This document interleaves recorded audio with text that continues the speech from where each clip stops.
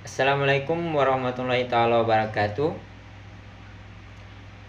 Saya Samsudin Tasane dengan NIM 22030142. Saya dari program studi pendidikan agama Islam semester 2 kelas B. Di sini saya akan mempresentasikan resume dengan judul Munasabah Al-Quran. Secara etimologis, Al-Munasabah berasal dari masdar An-Nasabu, berarti Al-Qarabah, yang berarti dekat. Secara terminologis, yang dimaksud dengan munasabah adalah mencari kedekatan, hubungan, kaitan antara satu ayat atau kelompok ayat dengan ayat atau kelompok ayat yang berdekatan, baik dengan yang sebelumnya maupun yang sesudahnya. Tidak termasuk munasabah apabila yang dicari adalah hubungan antara satu ayat dengan ayat lain yang tidak berdekatan, karena hal itu termasuk kategori tafsir al-ayah bi al-ayah, seperti di surat Al-An'am ayat 82 ditafsirkan oleh surat Luqman ayat 13, yang artinya orang-orang yang beriman dan tidak mencampur adukan iman mereka dengan kezaliman, syirik, mereka itulah yang mendapat keamanan, dan mereka itu adalah orang-orang yang mendapat petunjuk. Quran surah Al-An'am ayat 82.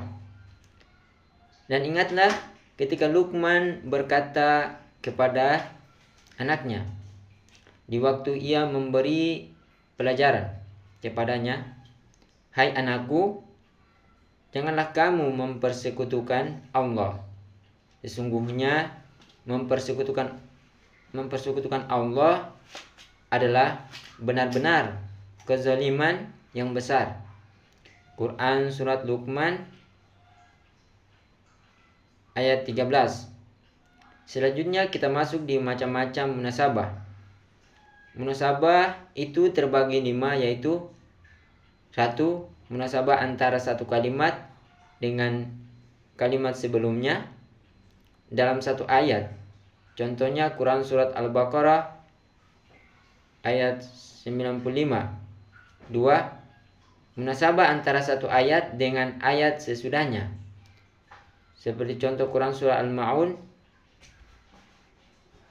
3. Munasabah antara kelompok ayat dengan kelompok ayat sebelumnya, seperti contoh Quran surat Al-Baqarah ayat 20, 1-20.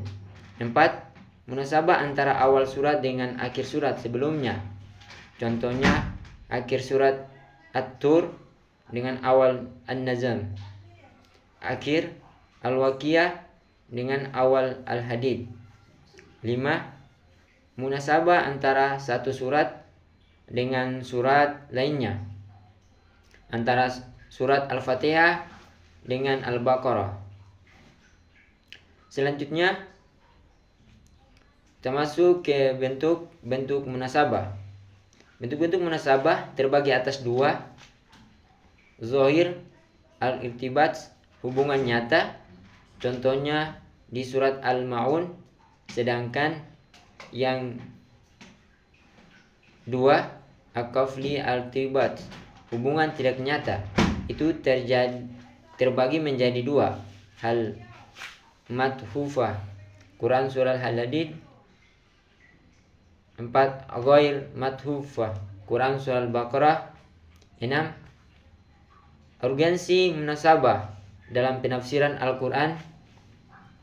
1. Dari sisi balaghah, korelasi antara ayat dengan ayat menjadikan ayat-ayat Al-Quran utuh dan indah. 2. Ilmu munasabah dapat mudahkan orang dalam memahami makna ayat atau surat. 3. Ilmu munasabah sangat membantu seorang mufasir dalam menafsirkan ayat-ayat Al-Quran sehingga dapat menjelaskan keutuhan makna ayat atau kelompok ayat. Mungkin itu saja yang dapat saya sampaikan. Kurang dan lebihnya saya mohon maaf. Wabillahi taufiq wal hidayah. Assalamualaikum warahmatullahi wabarakatuh.